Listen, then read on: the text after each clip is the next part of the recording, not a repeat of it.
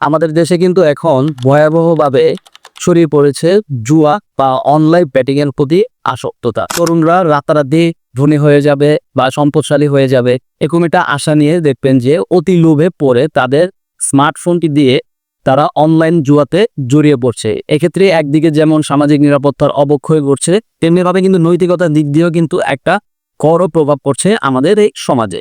তো এই online batting জুয়া বন্ধ করার জন্য সরকার কিন্তু খুব দ্রুতই ব্যবস্থা নিচ্ছে।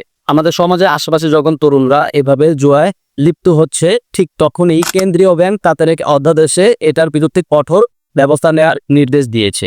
যেমন কিছু আর্থিক প্রতিষ্ঠান আছে, বিকাশ, নগদ, রকেটের মতো প্রতিষ্ঠানকে এআই প্রযুক্তি ব্যবহার করে সেটা তদারকি করতে বলা হয়েছে। বাংলাদেশ ব্যাংকের পেমেন্ট সিস্টেমস বিভাগ এ সংক্রান্ত একটি নির্দেশনা জারি করেছে যে কোনো মার্চেন্ট বা গ্রাহক যদি এই জুয়ার সাথে লিপ্ত থাকে তাহলে তার বিরুদ্ধে কঠোর ব্যবস্থা নেওয়ার হুঁশিয়ারি দিয়েছে। সেই সাথে সাথে যেন এই মার্চেন্ট বা গ্রাহকরা অনলাইন জুয়ায় আসক্ত না হতে পারে নিয়মিতই তদারকি করার জন্য অনুরোধ করেছে। এক্ষেত্রে বাংলাদেশ সরকারের সাইবার সুরক্ষা বিভাগ ব্যবস্থা নিতে শুরু করেছে।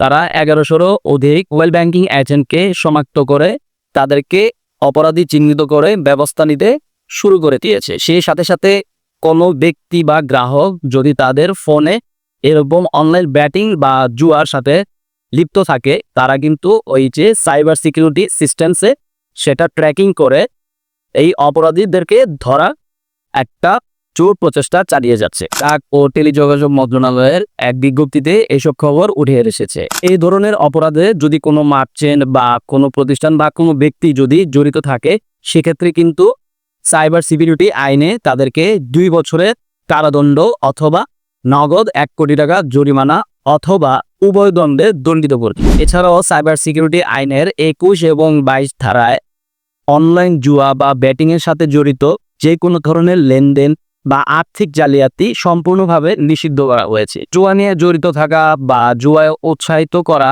কোনো ব্যক্তি বা কোনো তার বা যদি উৎসাহ প্রদান করে তাহলেও কিন্তু তার বিরুদ্ধে ব্যবস্থা নেবে বাংলাদেশ সরকার। পাশাপাশি এই আইন প্রকাশিত হওয়ার আগ মুহূর্ত পর্যন্ত কেউ যদি জুয়ায় জড়িত থাকে বা অনলাইন ব্যাটিংয়ে তার সম্পৃক্ততা থাকে, তাদেরকে দ্রুতই এটা থেকে সরে আসার তাগিদ জানিয়েছে বাংলাদেশ সরকারের সাইবার সিকিউরিটি টিম।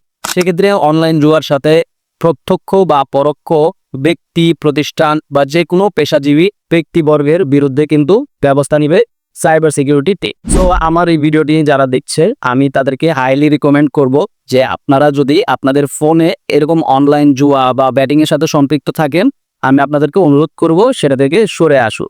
কারণ বলা তো যায় না কখন আপনার ফোনটি ট্র্যাকিং এ পড়ে যায় আর আপনিও সেই সাইবার সিকিউরিটি আইনে পড়ে 2 বছরের কারাদণ্ড বা অর্থদণ্ড সেগুলো ভোগ করল। হালাল পন্থা বেছে নিন, অবৈধ পন্থায় যাবেন না। ভিডিওটি ভালো লাগলে অবশ্যই লাইক, কমেন্ট এবং শেয়ার করতে ভুলবেন না। আজকের মতো আমি বিদায় নিচ্ছি। আসসালামু আলাইকুম।